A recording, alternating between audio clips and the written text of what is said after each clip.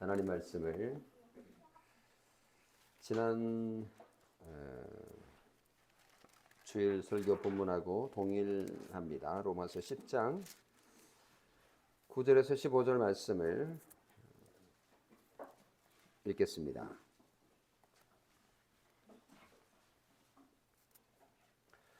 내가 만일 내 입으로 예수를 주로 시인하며 또 하나님께서 그를 죽은 자 가운데서 살리신 것을 내 마음에 믿으면 구원을 받으리라. 사람이 마음으로 믿어 의에 이르고 입으로 시인하여 구원에 이르느니라. 성경에 이르되 누구든지 그를 믿는 자는 부끄러움을 당하지 아니하리라 하니 유대인이나 헬라인이나 차별이 없음이라. 한 분이신 주께서 모든 사람의 주가 되사 그를 부르는 모든 사람에게 부요하시도다. 누구든지 주의 이름을 부르는 자는 구원을 받으리라. 그런즉 그들이 믿지 아니하는 이를 어찌 부르리요? 듣지도 못한 이를 어찌 믿으리요? 전파하는 자가 없이 어찌 들으리요? 보내심을 받지 아니하였으면 어찌 전파하리요? 기록된 바 아름답도다 좋은 소식을 전하는 자들의 발이여 함과 같으니라. 아멘. 네, 오늘 설교 본문이 지난주하고 같아서 혹시 오타인가 생각하셨을 법한데요. 배우는 성도 신앙과 지성 두 번째 설교로 오늘 이어가기 위해서 본문은 같습니다. 지난주 배우는 성도 신앙과 지성 첫 번째 설교를 들었는데요. 몇 가지 중요한 사실을 확인했습니다. 지성은 신앙의 적이 아니다라는 사실, 신앙은 지성을 무시할 수 없다라는 사실, 그리고 신자는 반지성주의자가 되어서는 안 된다라는 사실, 신앙은 지성을 사용하는 상식을 배제하는 것이 아니다라는 사실입니다. 그래서 우리 그리스도인들은 이 시대를 분별하는 지성을 가지고 믿음을 더욱 튼튼하게 세워갈 필요가 있다라고 말씀드렸습니다. 그래서 신자는 하나님을 아는 지식에서 성장해 가야 한다라는 것을 깨닫게 됐는데요. 오늘은 한 걸음 더 나아가고자 합니다. 우리는 복음을 아는 것과 그리고 복음을 믿는 것 사이에 지성이 작용을 한다. 지난주에 말씀을 드렸는데요. 우리가 어떻게 복음 메시지를 듣고 믿음의 결단에 이르게 되는가라는 거 사실은 수많은 일들이 일어나잖아요. 이 과정에서 우리의 지성은 어떤 역할을 하는가 이런 부분들을 곰곰이 생각해 보지 않는데 신학자들이나 또는 이런 부분에 대해서 고민이 많은 분들이 이런 부분들에 대해서 좀 깊게 생각을 하고 정리한 것들이 있습니다. 로마서 10장 오늘 읽은 17절의 말씀, 믿음은 들음에 나서 나며 들음은 그리스도의 말씀으로 말미암는다라고 했는데, 이 들음에서 믿음으로 가는 과정에서 인간의 지성이 작동을 하는데 어떤 방식으로 작동을 하는가를 네 가지 정거장으로 설명을 합니다. 이거는 인지심리학자들이나 또는 교육학자들이 대체로 인정하는 방식인데요. 첫 번째는 지각, 두 번째는 경의, 세 번째는 숙고, 네 번째는 결단이라는 이 네 가지 정거장의 형태로 이 지성이 그러니까 듣고 믿게 되는 과정에서 생겨나는 어떤 요소들이 있다라고 분석을 합니다. 사실 그렇잖아요. 복음을 듣는다고 해서 누구나 곧바로 믿음의 사람이 되는 건 아니잖아요. 우리 모두 그런 경험을 했을 텐데요. 어릴 때 교회에 예수님의 이야기를 수없이 들었지만 그게 나의 구원이 되기까지는 상당히 오랜 시간이 걸리기도 합니다. 혹은 성인이 되어서 교회에 와서 복음을 들었을 때 머리로는 이해가 되는데 가슴으로는 받아들이기 힘든 경우들도 있습니다. 이것은 이상한 일이 아닌 거죠. 우리의 지성이 복음을 소화하여서 영혼의 결단에 이르기까지 거쳐야 할 그런 여러 단계들이 있다라는 걸 생각해 보면 이해가 됩니다. 인간이 하나님의 세계를 발견하게 되고 알게 되고 그 신비를 감탄하게 되고 그리고 그 의미를 생각하게 되고 그래서 예수님과 하나님에게 순종하기로 결단하는 순서로 이런 방식으로 듣고 믿음에 이르게 되는 과정에서 그런 과정들이 생겨난다라고 볼 때 첫 번째는 지각입니다. 학교에 지각하는 게 아니라 지각, 알게 된다라는 거죠. 아, 그런 내용이구나 이런 거죠.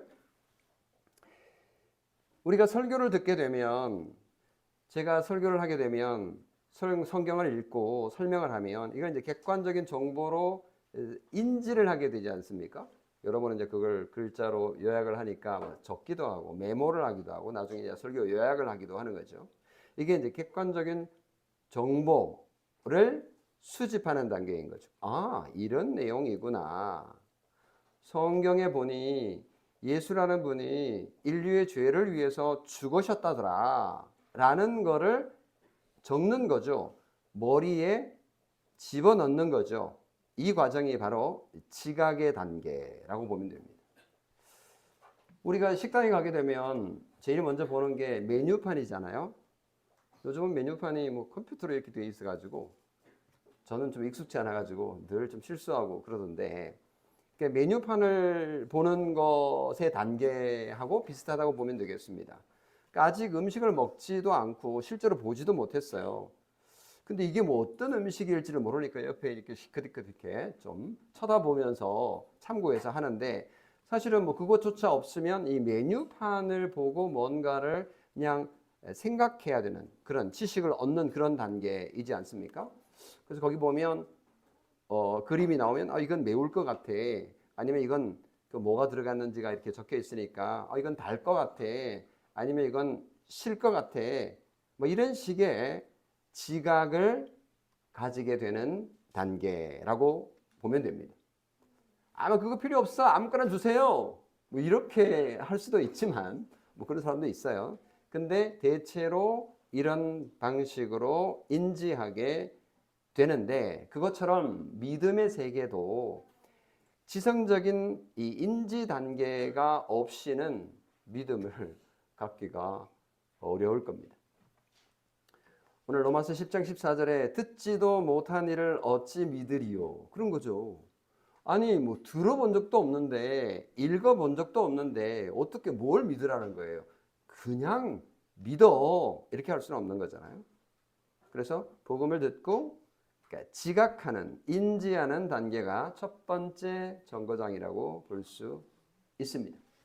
머리에 입력하는 그런 과정인 거죠.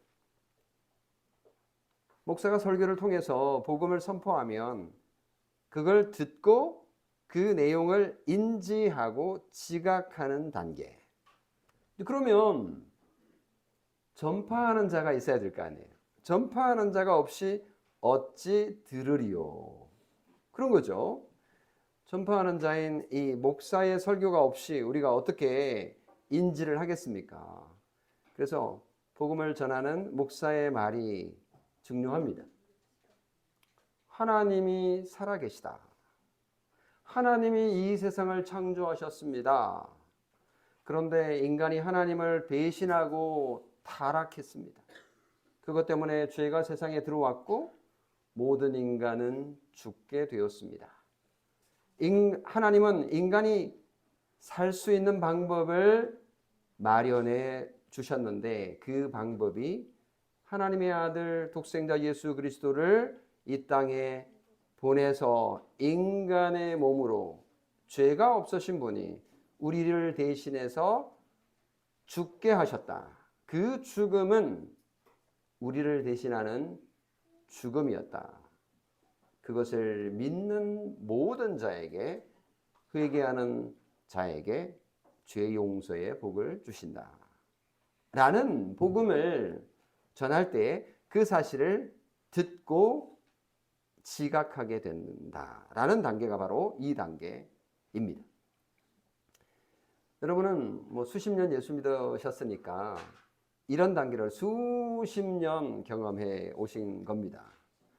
이렇게 복음을 듣고 인식하는 단계가 없이는 우리가 믿을 수가 없는 거죠.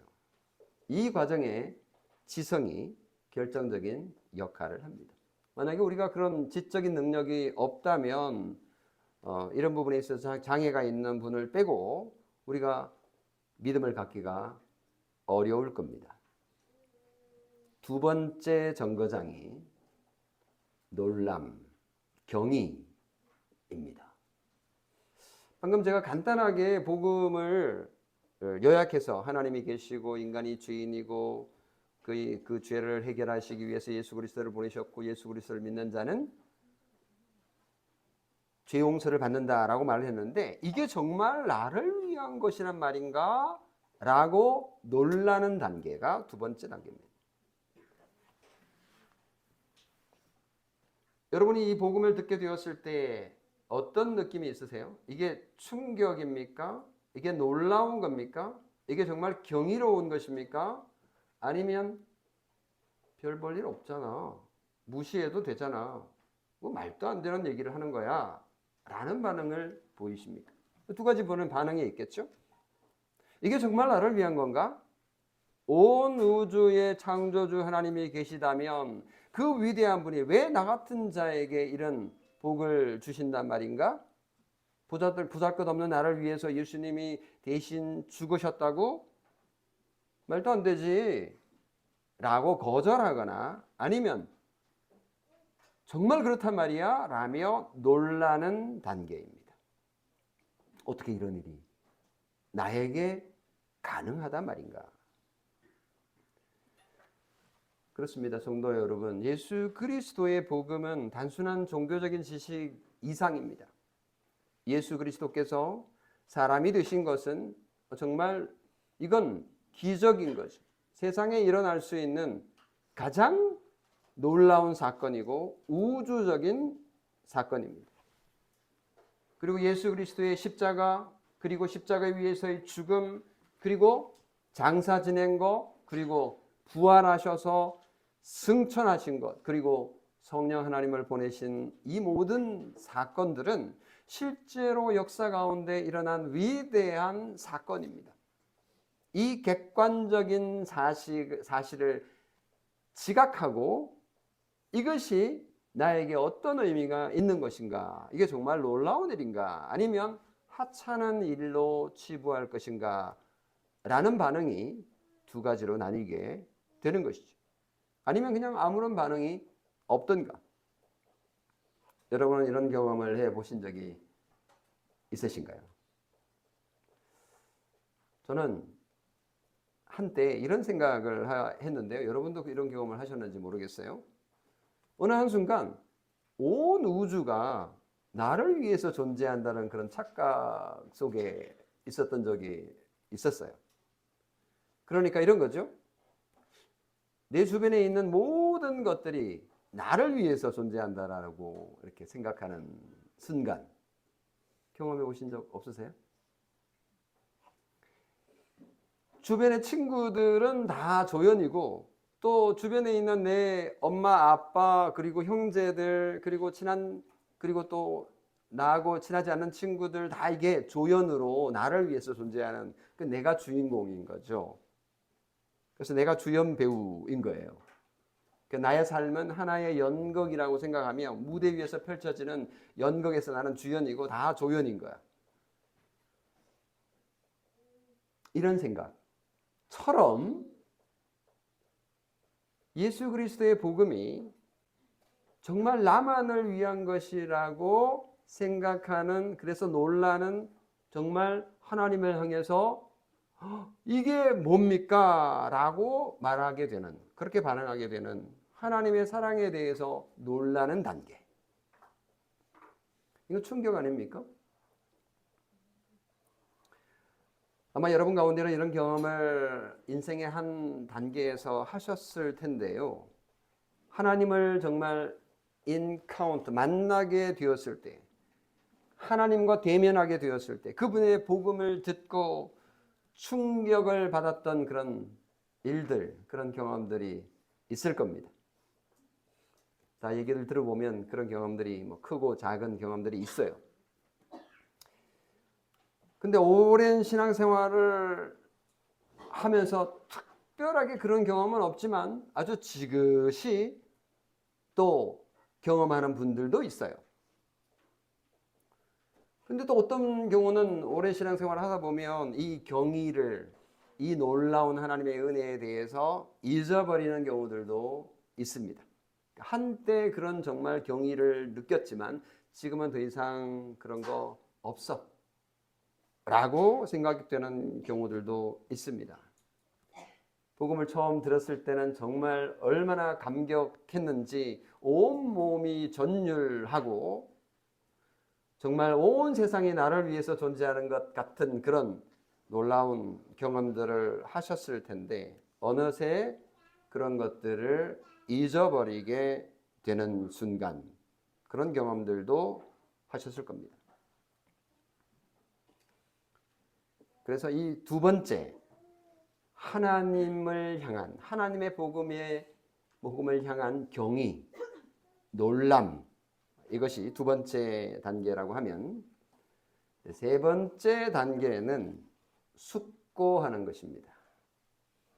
과연 예수님을 위해서 내 삶을 바칠 가치가 있는가 따져보는 거죠. 경의를 느낀 지성은 이제 거기서 멈추지 않습니다. 이게 도대체 나에게 정말 유익이 되는가 계산을 해보는 단계인 거죠. 생각하는 단계입니다. 더 숙고하는 단계인 거죠. 그냥 생각하는 게 아니라 깊이 숙고하는 단계. 과연 성경의 기록이 사실일까? 만약 사실이라면 내 삶은 어떠해야 할까? 뭐 이런 질문들을 던져보는 거예요. 왜냐하면 우리가 지성이 있기 때문이죠. 지성이 그런 생각으로 이끕니다. 놀라운 일이 일어났는데 이게 뭐지? 라고 생각하는 단계인 거죠.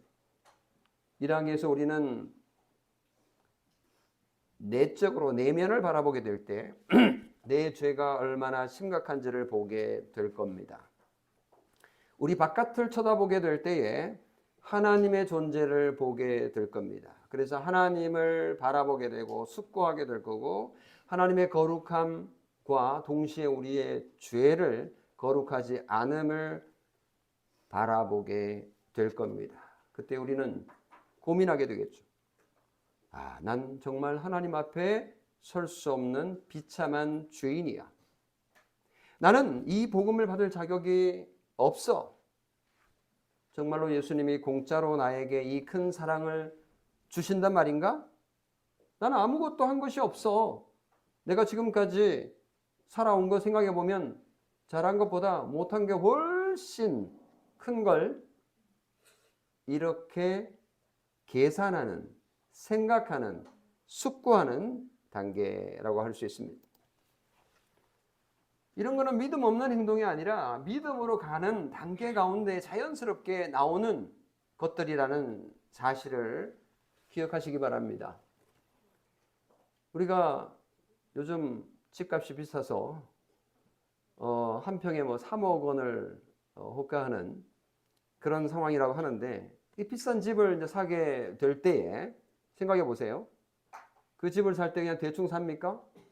조사해보고 생각해보고 저렇게 생각해보고 이렇게 숙고해보는 단계를 거칩니다.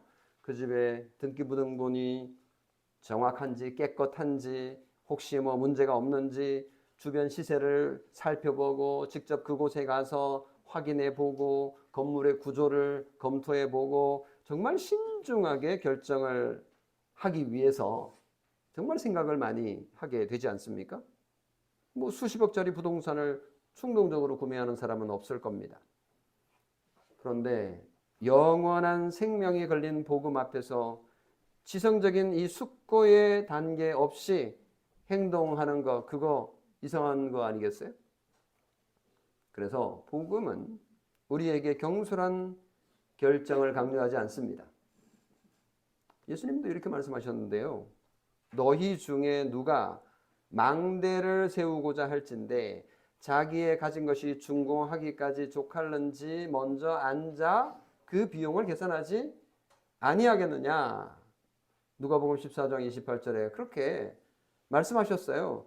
그러니까 예수 믿는 사람들이 아무 생각 없이 그냥 믿으면 돼 라고 말하는 거가 한편 맞지만 다른 한편 아닌 거죠. 충분히 생각하고 숙고하고 계산하라고 주님께서는 말씀하십니다.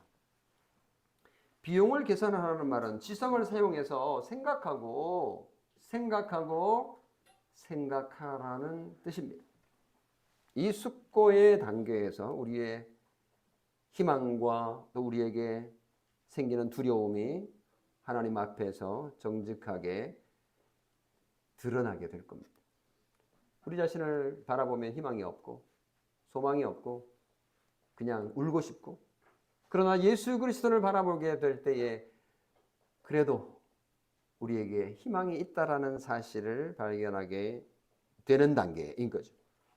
내가 정말 이 모든 걸 포기하고 예수님을 따를 수 있을까라는 고민들을 해야 되지 않을까요?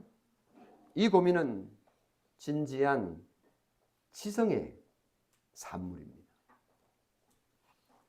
제가 언젠가 말씀을 드린 적이 있는데, 제가 신학교를 가기 위해서 기도원에 들어가서 3일 물도 밥도 먹지 않고 금식 기도를 했는데, 저는 그냥 하늘에서 음성이 들려서 가라 이렇게 말씀해 주실 줄 알았는데 아무런 음성이 없으셨어요. 대신 배가 고프니까 온갖 잡생각만 들고 어려웠는데요. 그러나 그 생각에 금식하면서 집중할 수 있었던 건 정말 좋았고, 결국은 나의 지성을 사용해서 하나님의 부르심에 응답하도록 하셨던 기억이 생생합니다. 우리는 숙고의 단계가 믿음과 전혀 다르지 않다. 믿음을 위해서 이 숙고의 단계가 필요하다라는 사실을 확인하게 됩니다. 네 번째 정거장에 이제 도달하게 되는데, 이것은 결단입니다. 나는 이제 예수님 믿기로 했어 라고 결단하는 단계인 거죠.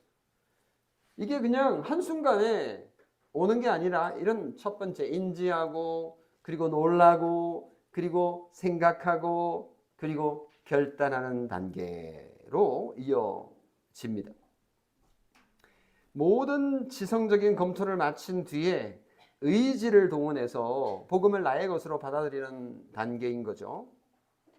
오늘 로마서 10장 9절에 보면 네가 만일 너의 입으로 예수를 주로 시인하며 또 하나님께서 그를 죽은 자 가운데서 살리신 것을 내 마음에 믿으면 구원을 받으리라.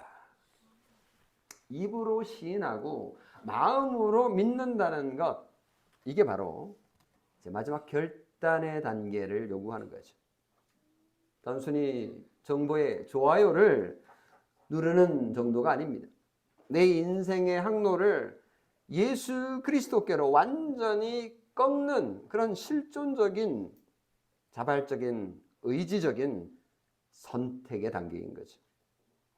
이것은 우리가 가진 모든 지각, 우리가 경험한 경이, 놀람, 그리고 생각하고 숙고하는 과정을 거친 뒤에 자연스럽게 따라 나오는 온전한 결단인 거죠. 그래서 로마서 10장 10절은 사람이 마음으로 믿어 의에 이르고 입으로 시인하여 구원에 이르느니라. 여기에서 바로 이 결단의 모습이 보이지 않습니까? 실제로 예수 믿게 되는 과정들을 이렇게 보면 이런 과정들이 보입니다. 마음으로 믿는다는 것은 지성과 감정과 의지가 통합된 전 인격적인 행위라는 것을 확인할 수 있습니다. 이게 이제 참된 믿음이고, 이 참된 믿음에는 지성이 배제되지 않는다는 사실을 확인합니다. 자, 그러면 우리가 듣고 믿음을 갖게 되는 과정을 네 가지로 제가 분석해서 설명을 한번 해봤는데요. 첫 번째는 지식, 두 번째는 놀람, 세 번째는 숙고 또는 생각 또는 사유, 그리고 마지막은 결심. 이 단계를 차곡차곡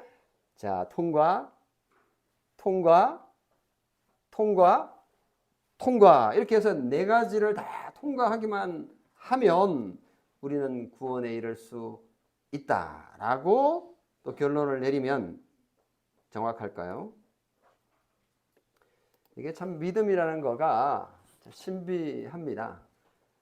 그냥 한번 믿음의 단계를 분석해서 설명을 해봤는데 이게 모든 것을 설명하는 것은 아닙니다. 네 가지 정거장은 구원에 이르는 공식이라기보다는 그런 요소들이 있구나, 믿고 보니까 그런 요소가 있었던 것 같아 라고 공통적으로 발견한 거를 그냥 정리한 것이지 꼭 이 단계를 거쳐야 된다라는 그런 진리의 공식은 아닙니다. 신앙을 갖게 되는 과정들을 보면요, 이렇게 순서가 그러니까 엎치락뒤치락 되는 경우도 있고요.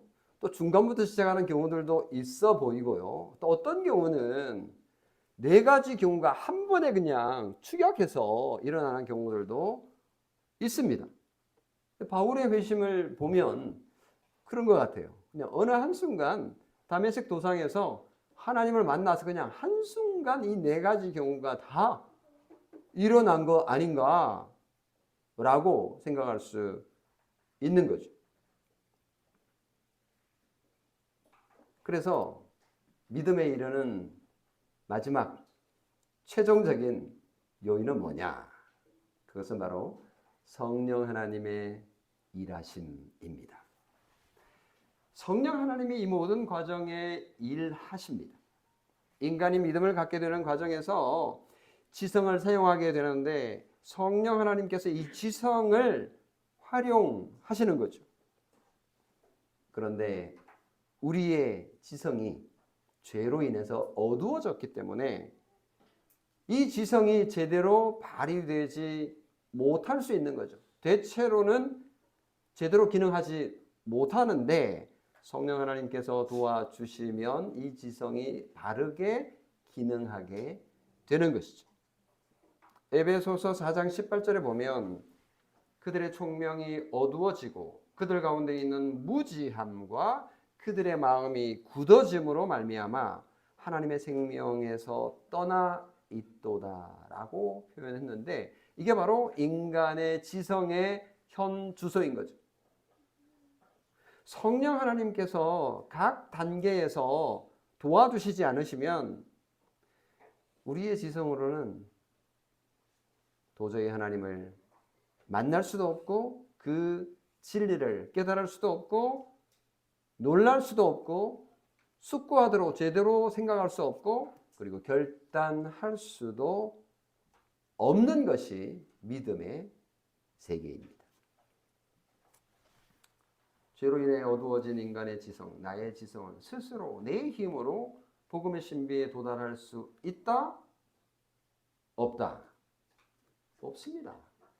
아무리 똑똑한 사람도 복음을 이해하고 놀라고 숙고하고 결단할 수 없습니다. 아무리 논리적인 사람도 교리를 믿음으로 받아들일 수 없습니다.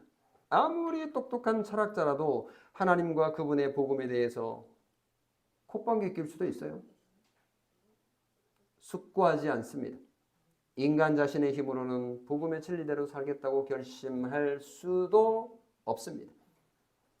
고린도전서 2장 14절에 이렇게 말하는데요. 육에 속한 사람은 하나님의 성령의 일들을 받지도 아니하나니 이는 그것들이 그에게는 어리석게 보인다라고 말한 것에서도 확인할 수 있습니다. 육에 속한 사람, 성령 하나님께서 도와주지 않는 사람에게는 믿음의 사람이 될 수 있는 가능성이 없는 거죠. 그래서 우리에게는 성령 하나님의 조명하심, 일루미네이션, 일루미나치라고 하는 이상한 용어가 여기서 나왔습니다만은 이거는 조명, 일깨운다, 빛을 비춰준다. 조명이라는 한자어가 이게 밝게 비춘다라는 말이거든요. 성령님께서 우리의 지성의 눈을 밝히 비춰주실 때에만 죽었던 우리의 지성이 깨어나서 복음을 깨달을 수 있고 하나님을 볼 수 있는 눈이 생기는 겁니다. 우리가 머리 좋은 사람이 하나님을 더 잘 깨달을 수 있는 것이 아니라 성령 하나님의 은혜를 누리는 사람만이 깨달을 수 있는 영역인 거죠. 그래서 꼬마들도 어린이들도 엄마 아빠 어른들보다 훨씬 더 믿음이 좋을 수 있어요. 이건 신비입니다. 복음의 교리를 진지하게 숙고하게 되는 것은 성령 하나님의 도우심 때문인 거죠. 그래서 마침내 하나님과 복음을 위해서 살겠다라고 결단하게 되는 것은 순전히 성령 하나님의 도우심 때문임을 인정하십시오.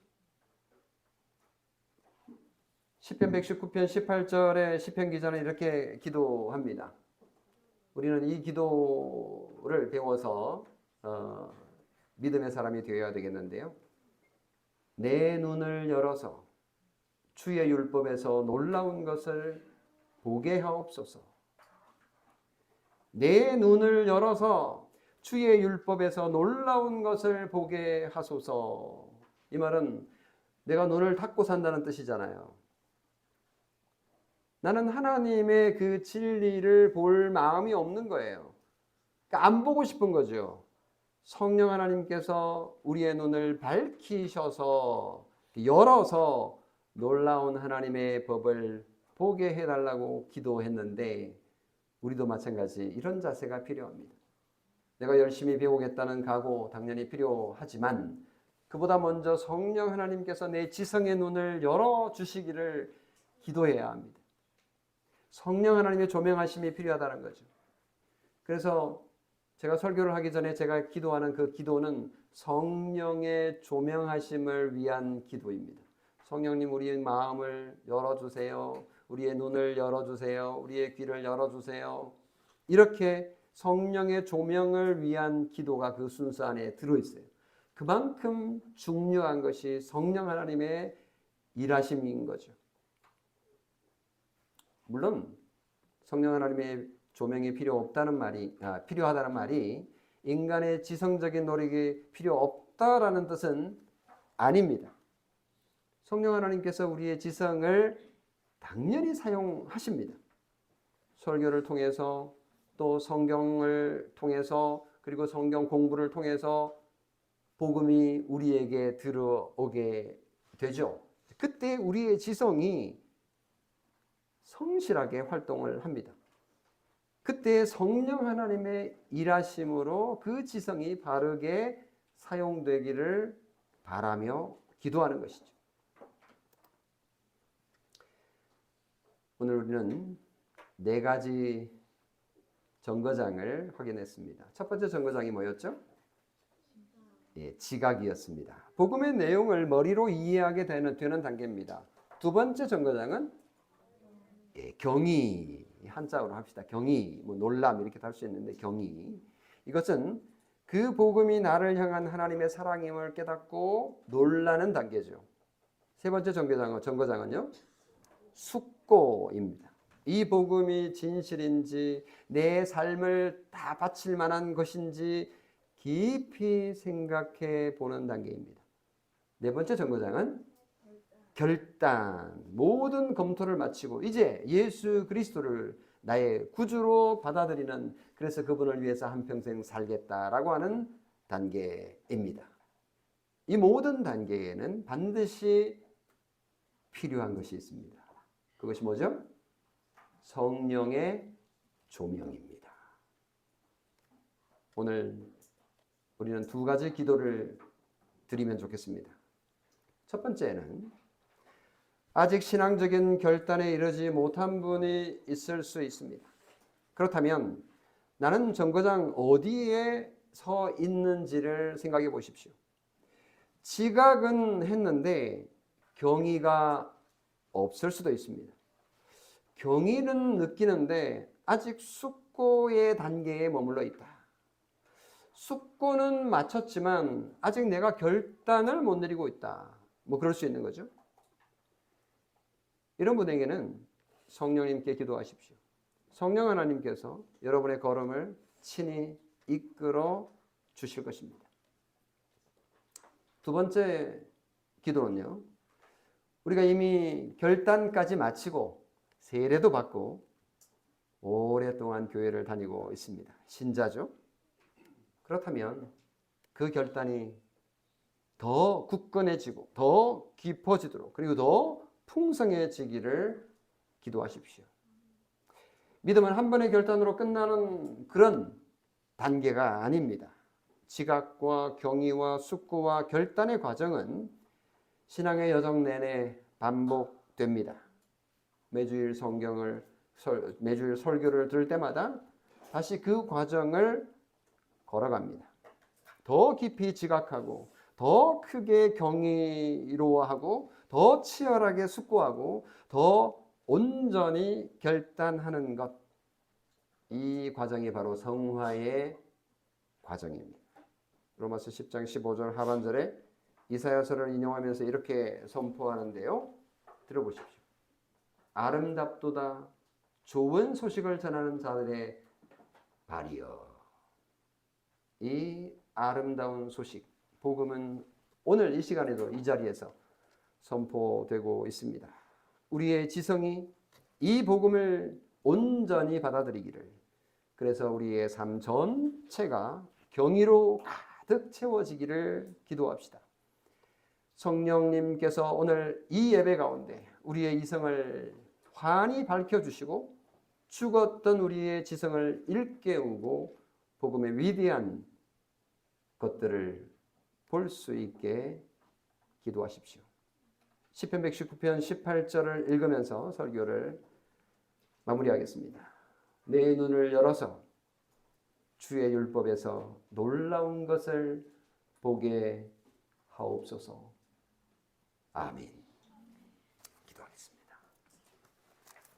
사랑이 많으신 아버지 하나님, 우리를 하나님을 아는 하나님의 백성으로, 하나님 집안의 아들, 딸로 우리를 불러주시고 우리를 이 땅에서뿐만 아니라 저 세상에서 하나님의 복을 마음껏 누리며 살게 하시겠다고 약속하신 그 약속을 굳게 붙잡고 오늘도 기쁨으로 하나님께 예배하고 찬송하고 말씀을 듣게 하시니 고맙습니다.